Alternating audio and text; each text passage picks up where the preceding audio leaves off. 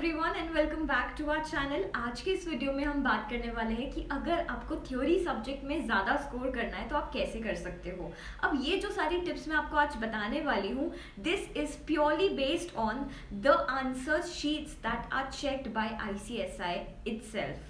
जैसे कि आप देख सकते होंगे यहाँ पर एक पेपर में एक स्टूडेंट ने 90 मार्क्स स्कोर किए हैं, एक स्टूडेंट ने 69 मार्क्स स्कोर किए, एक स्टूडेंट ने 74 मार्क्स स्कोर किए हैं, एक स्टूडेंट ने 70 मार्क्स स्कोर किए हैं। और ये जितने भी पेपर्स मैं आपको बता रही हूँ ये हर अलग अलग सब्जेक्ट्स के हैं। तो ये सारे ही आंसर शीट्स को एनालाइज कर कर कुछ ऐसे पॉइंट्स है, कुछ ऐसे पॉइंटर्स है जो हमने आपके लिए निकाले हैं and which are very important, specially जब आप कोई एग्जाम दे रहे हो उसके पहले। So let's start with this video. I hope आपको ये वीडियो पसंद आए और ये वीडियो से आपको ये सीखने को मिले कि आपको कौन सी ऐसी चीजें हैं जो जब आप आंसर पेपर लिखो तो आपको याद रखनी है, लेकिन प्रेपरेशन स्टेज में ही अगर मैं आपको बता दूं तो आपके लिए ज़्यादा हेल्प हो जाएगा। फॉर स्टार्टर्स, अगर आपको 75 प्लस मार्क्स स्कोर करने हैं, study the subject well. I am just kidding, obviously subject तो अच्छे से पढ़ना ही पड़ेगा, तभी आप जितने भी पॉइंटर्स मैं आपको बता रही हूँ वो आपको हेल्प होंगे। The first is code section numbers. बहुत सारे कंपनी लॉ बेस्ड जो पेपर्स होते हैं, स्पेशली कंपनी लॉ, उसमें इंस्टीट्यूट आपसे एक्सपेक्ट करता ही है, चाहे आप एग्जीक्यूटिव लेवल पे हो चाहे प्रोफेशनल लेवल पे हो, आपको सेक्शन नंबर्स कोड करने ही चाहिए, क्योंकि आपका जो नॉलेज है कंपनी लॉ का सबसे ज़्यादा सही होना चाहिए। बाकी जो लॉ के सब्जेक्ट्स है उनके लिए कुछ कुछ जो इंपॉर्टेंट सेक्शन नंबर्स है वो कीजिए, बाकी के अगर आपको ऐसे लगता है इतने इंपॉर्टेंट नहीं है तो वो आप स्किप भी कर सकते हैं। EBCL हो गया या ऐसे कोई सब्जेक्ट होंगे जो आपके एंसिलरी लॉज है, तो दैट इज फाइन, उसमें अगर आपको सेक्शन नंबर्स नहीं आते तो चलता है। Next is keep the answer brief, short रखिए, टू द पॉइंट रखिए, लेकिन उसका मतलब ये नहीं कि आप कोई भी आंसर को 2 या 3 लाइन में खत्म कर दे। नो, आई नो कि CS के एग्जाम के पेपर्स में जो लेंथ है वो मैटर नहीं करती है, लेकिन इतने छोटे आंसर्स को भी मार्क्स नहीं मिलते हैं।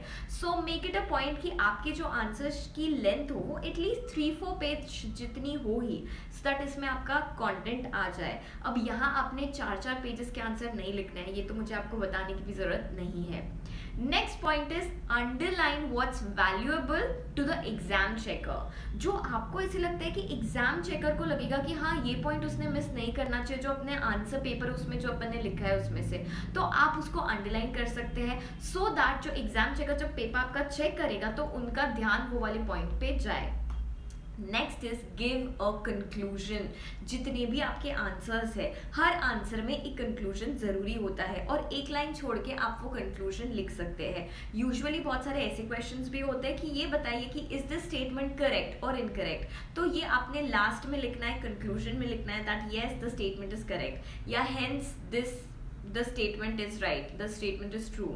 ऐसे करके आपने हर एक आंसर को एक कंक्लूजन देना है कि आप जो कहना चाहते हैं वो आपने प्रूफ कर दिया और लास्ट में आप कंक्लूजन लिख रहे हैं।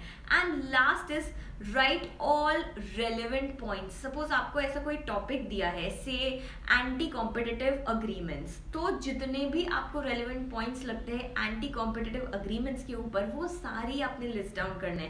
पहले आप ये एक्सप्लेन करोगे कि एंटी कॉम्पिटिटिव अग्रीमेंट होता क्या है, उसके बाद पॉइंट वाइज आपको जो लगता है कि हाँ इसका सेक्शन नंबर ये है, ये भी मैं लिख लेता हूँ, इसके जो टाइप्स है वो ये है, ये भी मैं लिख लेता हूँ। तो ऐसे करके आपने जितने भी रेलेवेंट पॉइंट्स लगते हैं वो सारे ही लिख लेने हैं वो टॉपिक से related.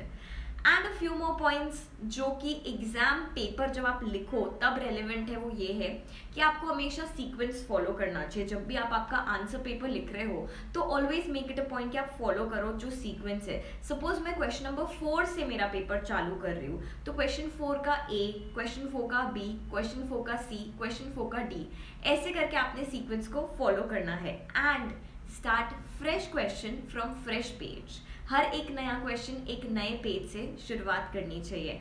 And attempt all the questions. अगर आप थ्योरी पेपर दे रहे हो तो यार थ्योरी पेपर में तो नेगेटिव मार्किंग नहीं होती है, तो make it a point that you attempt all the question papers, even the ones जो आपको नहीं आते, क्योंकि कई बार ऐसे होता है कि यार अगर ब्लैंक है आपका आंसर पेपर तो 0 तो वैसे मिलने ही वाला है। अगर आपको कुछ भी नहीं आता है तो वो भले ही आप लास्ट में अटेम्प्ट करें, लेकिन make it a point two attempt that answer, because अगर कुछ लिखा है तो उस पर 1-2 मार्क्स तो दे सकते हैं। और एक एक मार्क की कीमत होती है, ये तो आप ऑलरेडी जानते हो प्रोफेशनल एग्जाम्स के अंदर। So try to attempt all the questions. ऐसा आप कर सकते हैं कि जो क्वेश्चंस आपको आते हैं वो आप पहले सॉल्व कर ले, जो नहीं आते हैं एक दो क्वेश्चंस ऐसे होंगे ही तो उसमें टाइम वेस्ट मत कीजिए, लेकिन वो लास्ट में ज़रूर से अटेम्प्ट कीजिए। And that's it for today. I hope this video was useful. अगर आपको चाहिए कि मैं और ऐसे वीडियोस बनाऊं तो please do let me know in the comment section down below and don't forget to like the video.